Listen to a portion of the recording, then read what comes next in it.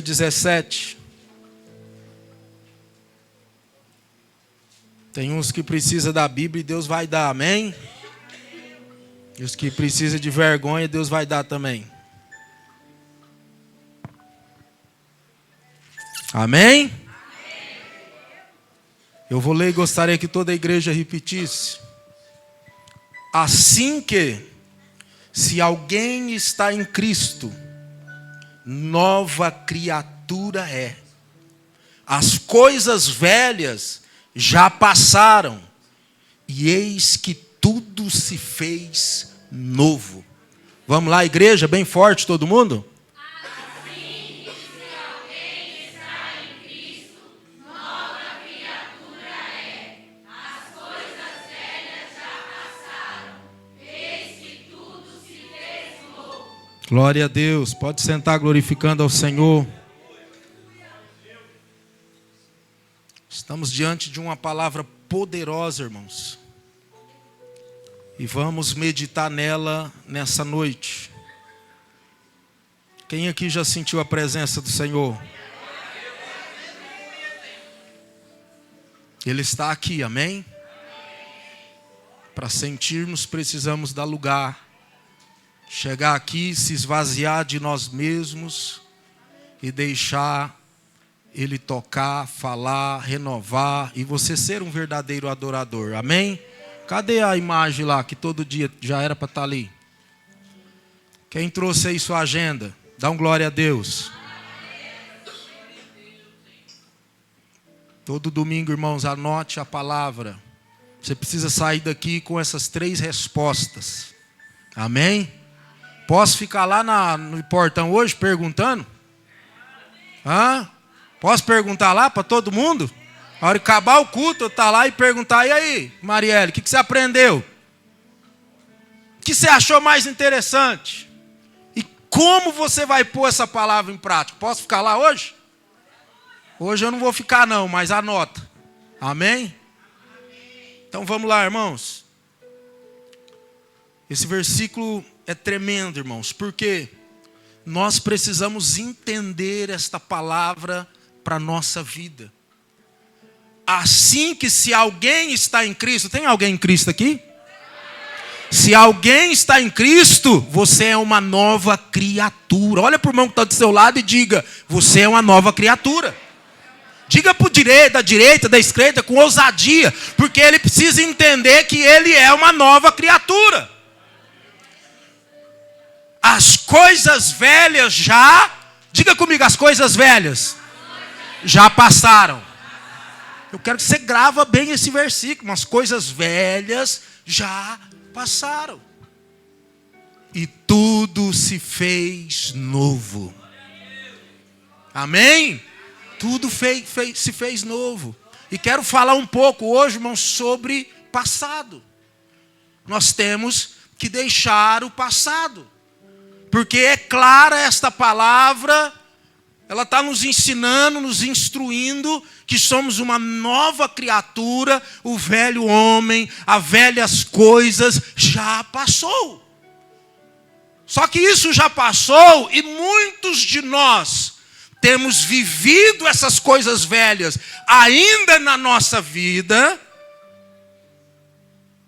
e muitos está julgando, olhando e acompanhando coisas velhas do irmão, da irmã e assim por diante. E a Bíblia diz o quê? As coisas velhas passaram. Tudo se fez novo. Quando alguém perguntar do seu passado, olha para ele e diga: irmão, eu não sei de nada mais, porque eu já não estou lá mais. Amém? Você já não está no seu passado. Mas eu quero falar aqui, irmãos, 3 atitudes que precisamos tomar para nós viver as coisas novas de Deus. E nós, como igreja, corpo de Cristo, quem aqui faz parte do corpo de Cristo? A Bíblia fala, irmãos, que a igreja é o corpo de Cristo. E Cristo é o... Cristo é o quê? Parece que você está com dúvida. Vou perguntar de novo. Cristo é o... Não, não sabe não, meu Deus. Vou apontar, ver se vocês adivinham. Cristo é o... Ô, glória, está aprendendo. Nós, corpo da igreja, somos membros. E Cristo é o nosso cabeça. Você se sente membro do corpo de Cristo? Ser membro do corpo de Cristo é isso aqui, irmãos. É nós estarmos aqui reunidos juntos, está ligado. O corpo de Cristo está aqui quando a igreja se reúne, está no batismo quando se reúne, está lá nos pequenos grupos na terça-feira, está no dia da oração e precisa, para ser parte deste corpo, precisamos estar, diga comigo, juntos. Ah, pastor, eu sou corpo de Cristo, mas às vezes nunca vem, nunca participa, não está envolvido em nada. Arranca o braço seu, irmão, deixa lá no Itajá e o seu corpo aqui. O que vai acontecer com o seu braço lá? Não, pastor, vou deixar meu braço direito lá, não estou muito precisando dele. Vou deixar ele lá uma semana. Semana que vem, se der, eu vou lá e pego. O que vai acontecer com o seu braço? Daqui uma semana ele está podrinho. Se você pegar e pôr ele aqui de novo, vai ligar? Tem que estar unido, ligado, nós como corpo de Cristo. Mas eu quero que você entenda o seguinte, irmãos. Primeira atitude que nós precisamos ter, irmão, não fique preso ao seu passado. Nós já pregamos isso algumas vezes. Deus, toca nele aqui, muda esse negócio, deixa Deus te usar aí, meu filho, uma unção, uma graça diferente eu quero aqui hoje. Amém? Irmãos, nós precisamos deixar o nosso passado para trás. Já ensinamos sobre isso algumas vezes, mas deixe o seu passado para trás. Hoje tivemos um batismo abençoado, 3 almas desceu as águas. Talvez você diga, nossa pastor, pouca gente, mas a minha Bíblia diz que uma alma vale mais que o mundo inteiro, amém? O céu esteve em festa hoje. E sabe o que aconteceu? Primeiro, essas pessoas aceitaram Jesus como o único, suficiente Salvador da sua alma. Se arrependeu da sua vida pecaminosa, o que vivia, fazia errado antes, entregou a sua vida ao Senhor Jesus e decidiu batizar. Hoje batizou, sepultou o velho homem e agora é uma nova criatura. Iniciaram uma nova caminhada com Cristo. O passado deles já não importa mais. Vai começar uma nova caminhada com Cristo. E tem pessoas, irmãos, que ele mesmo julga ele pelo passado dele. Tem pessoas que se culpam. Por que eu fui fazer isso? Por que eu fui fazer aquilo? Tem pessoas que ele mesmo não consegue às vezes se perdoar. Não deixe o seu passado. Você já não está mais lá. Você não tem poder de mudar as coisas erradas que fez. Viva o novo. Viva a partir de agora. Agora você tem autonomia de decidir o seu futuro, de decidir ser um marido melhor, uma esposa melhor, de lutar para ser bem-sucedido financeiramente. Agora, a oportunidade está aqui de você escrever um novo rumo, uma nova direção, uma nova caminhada. Amém? Pare de viver o passado. Mas se eu tivesse casado com o Joaquim e não com o João, hoje eu estaria melhor. Quantas coisas, irmãos, que a gente usa do passado para se comparar, para se corroer, para se abater, irmãos. Todas as manhãs que você acorda, Deus está te dando uma nova chance, uma nova oportunidade. Oportunidade de fazer diferente. Oportunidade de fazer de novo. Oportunidade de construir de novo. Amém? Então viva do passado. Segundo, isso aqui é muito sério e importante, irmão. Nós temos que parar. Como igreja do Senhor Jesus, nós temos que parar de julgar o passado das pessoas. Porque às vezes é nós que julgamos, estamos presos, amarrados no nosso passado. Mas pior que isso, são membros do corpo de Cristo, são igreja, parte da igreja de Cristo, ficar julgando o passado do fulano, do ciclano e do bertano. O que diz a palavra aí, irmãos? O passado ficou para trás. Já ficou para trás. Não importa quem de nós estamos aqui. Não importa o que você fez. Tem pessoas, irmãos, que às vezes se reúnem, pessoas cristãs da igreja, para falar do passado do pastor Fabiano. Para falar do passado do irmão Lazinho. Gente, uma pessoa nova chegou na igreja, tá servindo a Deus num pequeno grupo, no grupo de homens, de mulheres. O que essa pessoa importa saber do passado da irmã Weila? Sim ou não? O que importa saber do passado do Zé Roberto? O que importa saber do passado da igreja, se a própria palavra diz que se você está em Cristo, está aqui na igreja, na presença do Senhor, você é uma nova criatura, as coisas velhas passou e tudo se fez novo. O que importa o passado das pessoas? Pare de julgar os outros, irmãos. Nós precisamos ser mais igreja do Senhor. Nós precisamos viver mais o amor de Cristo entre um e outro. Eu que sou pastor, eu não sei nem metade do passado dos outros e não quero saber.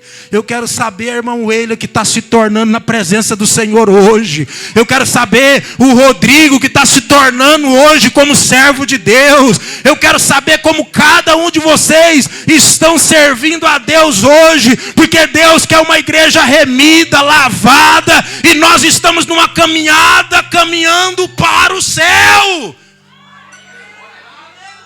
Então, em nome de Jesus, irmão, se tiver crente aqui ainda, que fica preocupado com o passado do outro, o que ele fez de errado, o que ele errou, como ele foi, irmãos, ele já se tornou novo.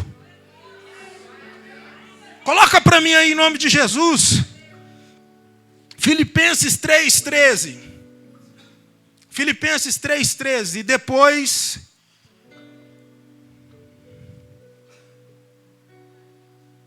Filipenses 3,13, depois Miqueias 7,19. Medite comigo nessa palavra, irmãos. Irmãos, o apóstolo Paulo dizendo: quanto a mim, não julgo que o haja alcançado, mas uma coisa faço, e é que esquecendo-me das coisas que atrás ficam, e avançando para as que estão adiante de mim. Você pode glorificar o Senhor? Se o teu passado está na memória, se você lembra daquele irmão que te causou dor, daquela pessoa que te feriu, em nome de Jesus, irmãos, siga o conselho do apóstolo Paulo, deixe o passado que atrás fica e foque nas coisas que está adiante de você, porque enquanto você está perdendo tempo com o passado, você está paralisado e não avança no casamento, não avança nas finanças, não avança espiritualmente, você fica paralisado. Então, como igreja, irmãos, não vamos julgar. Não vamos ficar caçando o passado do irmão. O que importa é o presente dele hoje. O que importa é o presente dela hoje. Hoje, o irmão que está do seu lado, o irmão que está atrás de você, o irmão que está na frente, é uma nova criatura em Cristo Jesus. Foi por ele que Cristo derramou o sangue lá na cruz do Calvário, para a remissão dos pecados. Foi por mim, por você que ele morreu e demonstrou um amor incalculável por amor a nós. Aqui Miqueias diz: olha, tornará a apiedar-se de nós, sujeitará as nossas iniquidades, e tu, dizendo para Deus, lançará todos os seus pecados nas profundezas do mar. Aqui Miqueias falando da misericórdia, do perdão de Deus para com as nossas vidas, e dizendo que pela graça, pela misericórdia dele, nós alcançaremos misericórdia e Ele vai lançar os nossos pecados aonde? Aonde? Nas profundezas. Alguém aqui, quem aqui conhece o mar? Dá um sinal para mim com a mão. Quem conhece o mar? Parece que nem todo mundo foi para a praia. Se não foi, meu irmão, já organiza um pacote, programa para o ano que vem. Programa para 2030, programa para um ano aí, mas programa para ir, em nome de Jesus, amém? Eu estou disposto a viver o melhor de Deus nessa terra. Eu vou enfrentar lutas, aflições, dificuldades, mas eu vou comer o melhor dessa terra. Tem mais alguém que crê nisso? A nossa fé nos leva só aonde nós acreditamos. Se você não tem fé, não acredita, vai ficar indo na prainha ali do Bosteiro.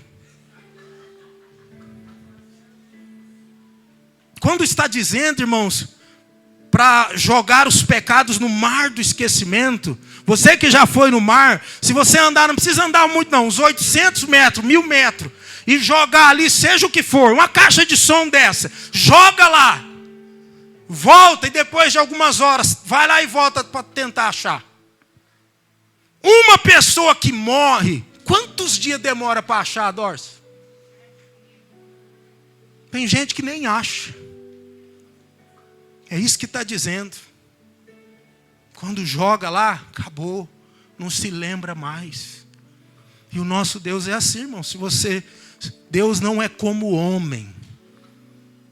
O homem comete um pecado, a mulher comete um pecado, pede perdão para o marido. Depois de 30 anos ele está discutindo, ele está lembrando do problema lá atrás. É só enfesar um pouquinho a mais, aí para tacar na cara e... mas lembra que você... Não é assim que funciona? Vai levantando de fundo de tudo que é lugar. Mas o meu Deus, o seu Deus, quando você se humilha, se arrepende, pede perdão, Ele lança no mar do esquecimento. Aquilo nunca mais voltará à tona, porque Ele perdoa de verdade. E é isso que nós temos que aprender, irmãos. Perdoar as pessoas de verdade. Porque às vezes perdoar, eu perdoei, mas ainda está falando mal. Perdoou, mas ainda está criticando. Isso não é perdão.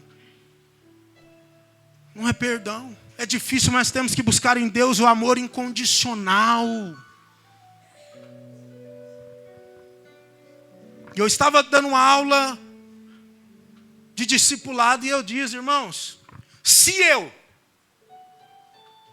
o irmão Lázaro pisou no meu pé, olhou torto e eu estou magoado com ele, quem tem que pedir perdão? Eu ou o irmão Lazinho? Hã?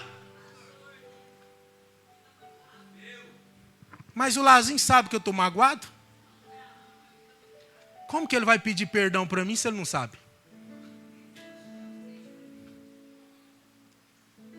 Quando eu disse, a pessoa falou, pastor, mas o cabra me feriu, ele fez isso, e eu tenho que ir lá e pedir perdão. É você.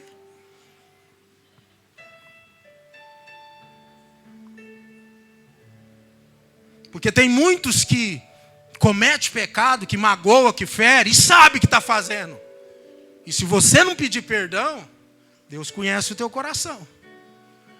Mas você que foi magoado, está ferido com alguém, é você que, como homem de Deus, irmãos, perdoar não é para qualquer um. Perdoar é para aquele que entende a palavra, que quer agradar a Deus, e ele toma a decisão. Não, eu vou perdoar quando eu tiver vontade. Nunca você vai perdoar então. Porque por nós mesmos, nós não somos capazes de perdoar. Nós perdoamos através da graça de Deus sobre nossa vida. E se Jesus nos perdoou, se Deus nos perdoou, quem é eu? Quem é você para negar perdão para alguém? Nós temos que tratar isso em nós, irmãos. Então se você está ferido com alguém, porque às vezes a pessoa está magoada com você e você nem sabe. Às vezes você, na sua inocência, a pessoa está ferida. Você nem sabe. Então se você está com mágoa de alguém, não, estou triste, a irmã não me cumprimenta mais. Aquele irmão lá não olha na minha cara faz tempo, ele deve estar com alguma coisa contra mim. E às vezes o que nós faz? Não, o Zé, então, amor, o Zé, não sei o que está acontecendo com o Zé, ele não cumprimenta eu, ele não olha na minha cara, e nós começamos, Zé, a falar mal de você, criticar. E às vezes, irmão, ele nem sabe de nada, não aconteceu nada, não dá lugar para o diabo. Se tem uma diferencinha, chega e fala, irmão, é o seguinte, ó, aquele dia, não sei se foi de propósito, mas você pisou no meu pé, faz muito tempo que você não me cumprimenta, você erra o dia de mim. Irmão, por favor, me perdoa se eu fiz alguma coisa para você.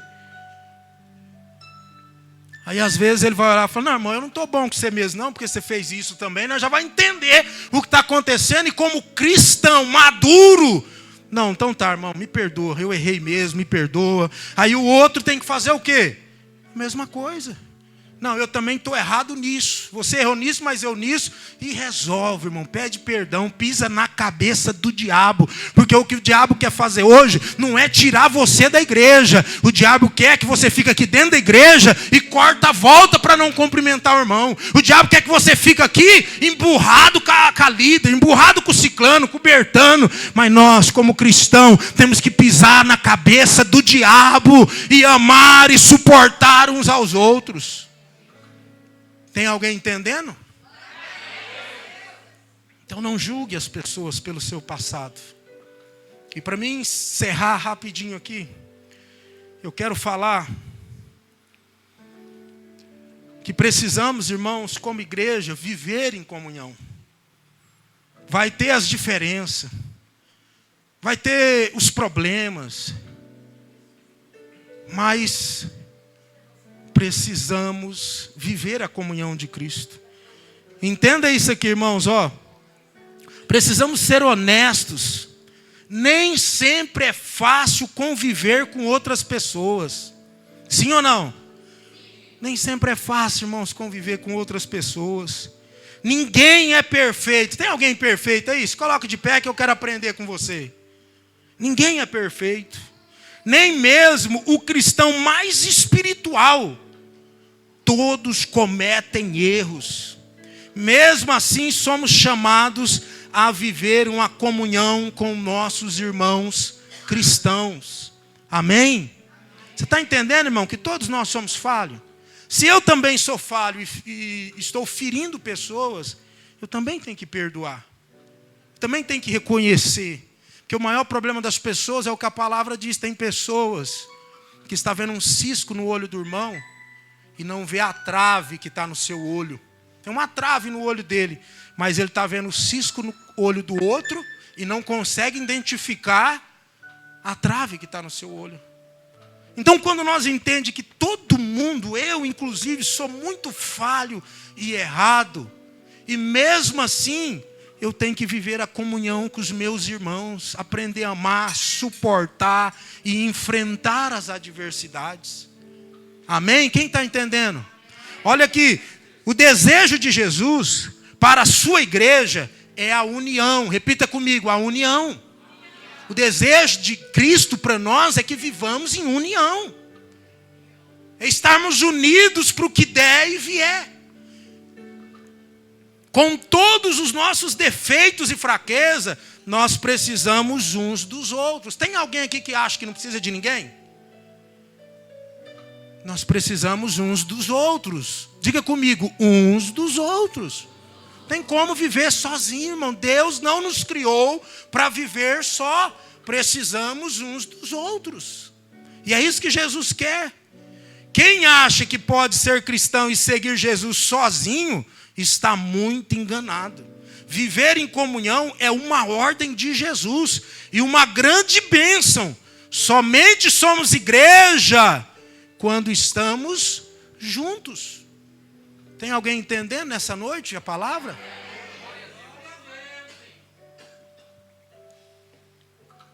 Está muito enganado, irmãos. Pessoas que acham que pode viver sozinho.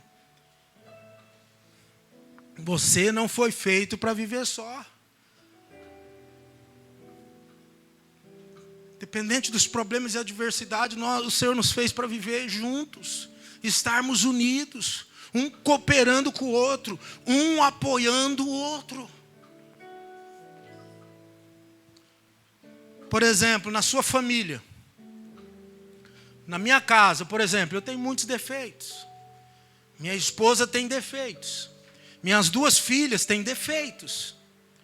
Só que eu não aceito, irmãos, ninguém se levantar contra minha esposa, ninguém se levantar contra minhas filhas. Eu sou o protetor da minha família. Certas, perfeitas ou não, eu sou o protetor delas. Sim ou não? Se errar, nós vamos corrigir o erro, mas eu vou deixar de amar elas? Eu vou sair defamando minha esposa? Eu vou sair defamando minhas filhas? Você vai defamar o seu esposo? Você vai difamar seus filhos? Sim ou não? Você tem que zelar da tua esposa. Você tem que zelar do teu esposo. Por mais que sejam imperfeitos, amém? E quando nós entendermos que nós aqui, nós somos uma família. Diga comigo, nós somos uma família. Pastor imperfeito, todo mundo imperfeito. Mas nós precisamos entender que essa é nossa família. Amém? Eu não vou aceitar ninguém falar da minha família Batista Unida. Não vou aceitar. Tem um monte de gente imperfeito, mas eu não vou aceitar falar de ninguém aqui. Fulano não é perfeito, mas é da minha família. Então, estamos lá, um cuidando e ajudando o outro diante das suas adversidades. É isso que nós precisamos entender, irmãos, como corpo de Cristo. Cuidar uns dos outros, amar uns aos outros como família de Cristo. Temos que nos sentir. Você tem sentido família da Igreja Batista Unida? Você tem sentido família? Está disposto a lutar, pelejar, batalhar por amor à nossa família? Cuidar uns dos outros como família? E quando o nosso irmão pecar? Aquela mulher, quando foi pega em ato de adultério e levaram ela até Jesus, o que Jesus fez? Jesus, como alguém que tinha autoridade, diz, não tem a lei de Moisés? A lei de Moisés não é matar? Então mata ela e pronto. Foi isso que Jesus fez? Ali colocaram Jesus numa pressão muito grande, porque a lei dizia apedreja. Mas Jesus estava ali para trazer graça. Diga comigo, graça. Favor imerecido. Graça é favor imerecido. E Jesus com sabedoria disse, é o seguinte, vamos então matar ela. Foi isso que Jesus disse? Jesus disse, é o seguinte, gente, quem não tem pecado, atire a primeira pedra. E o que o povo fez? Matou ela? Por quê? Diga comigo, todo mundo tem pecado. E se eu tenho pecado, irmãos, para que eu estou preocupado com o seu? Para que eu estou falando do seu? Para que eu estou julgando você? Para que eu estou expondo você? E com amor, Jesus, todo mundo vai embora, Jesus olha para ela e diz, quem te condenou? Ela olha para trás e não vê ninguém e diz, mestre, ninguém. E Jesus diz, eu também não te condeno. Vai e não peques mais. Não somos perfeitos, estamos sujeitos a cair. A Bíblia diz, olha, você que está em pé, cuide para que não caia. Porque às vezes a gente se acha superior, poderoso, o bonzão. E aí eu fico falando da Jéssica, apontando o erro dela. Só que a Bíblia diz o quê? Quem está em pé, cuide que você pode cair a qualquer momento. Tem um ditado do mundo aí, que a roda gigante. Quem já andou de roda gigante aqui? Uma hora você está lá embaixo e outra hora você está em cima. Outra hora você está lá em cima, se achando poderoso, que pode julgar, criticar, que é melhor do que os outros. Mas cuidado, que daqui a pouco você pode estar lá embaixo. Por isso não devemos humilhar ninguém, julgar ninguém. E a Bíblia orienta, irmãos, que quando alguém peca, nós temos que apoiar essa pessoa para se levantar. Porque Deus, irmãos, Ele não aceita o pecado. Diga comigo, Deus não aceita o pecado, mas ama o pecador. Quantos pecadores tem aqui nessa noite?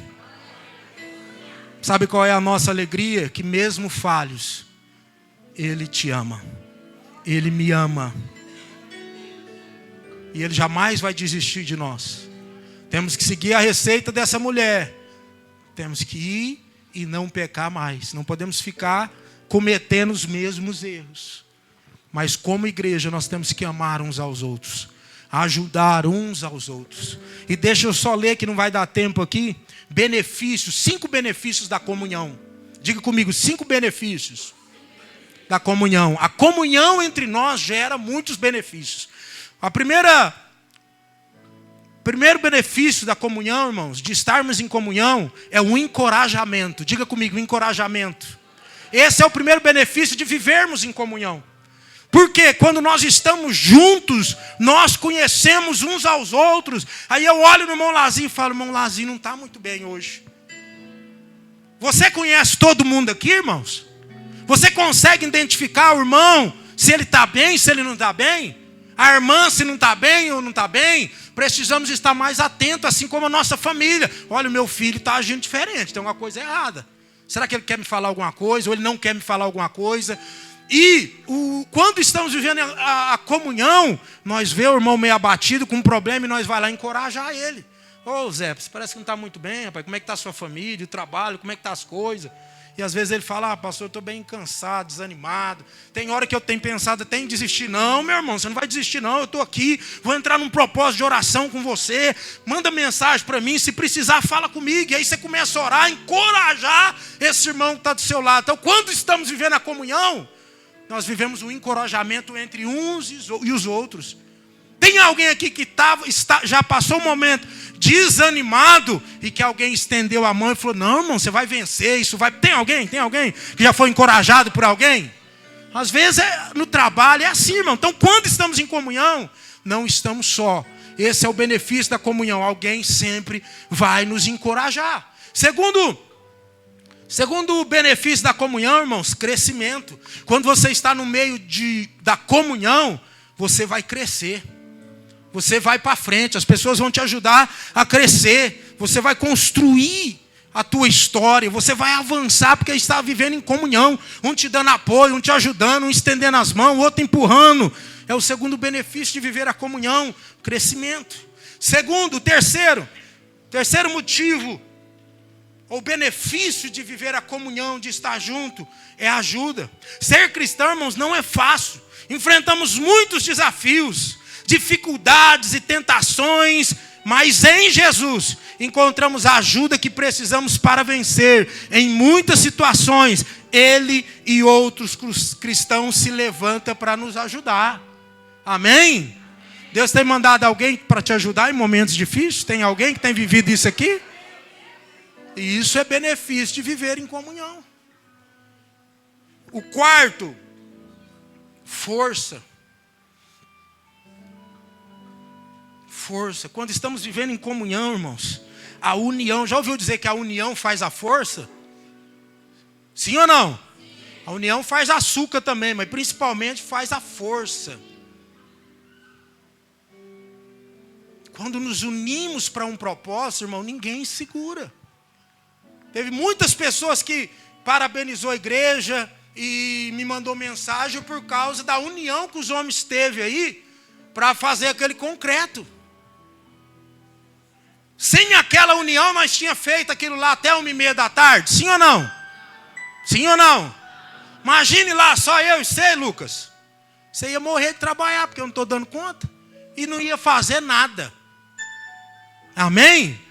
É o poder, a união dá força, irmãos. A igreja unida em oração, ninguém segura. A igreja unida para ganhar almas para Cristo, ninguém segura. A igreja unida para terminar a construção da igreja, ninguém segura. A igreja unida para cuidar um dos outros, ninguém segura. Amém? Então quando estamos unidos, estamos vivendo a comunhão, temos força para alcançar o que precisa. E por último, o quinto benefício, o amor. Quando vivemos em comunhão, irmãos, nós vivemos o amor. O amor é a melhor parte de ter comunhão. Comunhão com os irmãos na fé. Quando temos comunhão, partilhamos nossa vida com os nossos irmãos. Ganhamos intimidade e aprendemos a amar de verdade. O amor perfeito de Jesus se expressa em nossos relacionamentos. Quantos irmãos que você ama de verdade? Não tem irmãos mais chegados, amigos mais chegados que irmãos? Sim ou não? Quantos irmãos temos ganhado aqui? E precisamos expandir isso. Não é só com as pessoas do pequeno grupo. Não é só com as pessoas do grupo de homens, de mulheres, não. Precisamos viver o amor nessa comunhão. Amar de verdade, amar incondicional. Amar com obras, irmãos, não é com palavra. Eu amo vocês em Cristo Jesus. Mas o Moisés está precisando, o que eu estou fazendo para demonstrar amor por ele? A irmãzinha está passando necessidade na casa dela, o que eu estou fazendo para ajudar ela? Alguém está enfrentando um problema de depressão, o que eu estou fazendo para ajudar ela? Nós estamos construindo e precisando de pessoas. O que nós estamos fazendo para ajudar nessa construção? Uma pessoa hoje que não é da igreja me procurou e disse: pastor, o que a igreja está precisando comprar agora? Eu falei: irmã, nos próximos 40 dias para construção, nada. Porque eu ia falar para pegar na loja, o que precisasse pegar na loja tal. Você tem coragem, irmão, de ir lá na galpão e liberar para mim pegar tudo que eu preciso para a construção? Janaína sabe tanto nós estamos devendo lá. Então, irmãos, nós precisamos viver esse amor. Meu pequeno grupo, as pessoas estão precisando de alguém? De alguma coisa? Então, irmãos, eu concluo essa palavra que meu tempo já foi. Que a gente venha viver a comunhão juntos, estarmos juntos. Cuidar um do outro, amar um ao outro. Esquece o passado de cada um. Acredite e ore por cada um. Se alguém dizer: olha, o pastor Fabiano fez isso e isso de errado, irmão, na hora dobra o joelho e ora por mim, que eu vou estar precisando. Sempre que alguém falar de alguém, irmãos, vamos orar, nós não sabemos o que essa pessoa está passando. Amém? Vamos ser uma igreja que ama, que cuida uns dos outros. Não aceite ninguém chegar e falar do teu irmão, da tua igreja, não aceite. Começou a falar: você não tem pecado, não. Se não tiver, mas se tiver, vai cuidar dos seus. E vamos orar para Deus abençoar e ajudar essa pessoa a se levantar. Vamos nos posicionar, irmãos, como igreja, vivendo o amor de Cristo. Se coloca de pé, em nome de Jesus.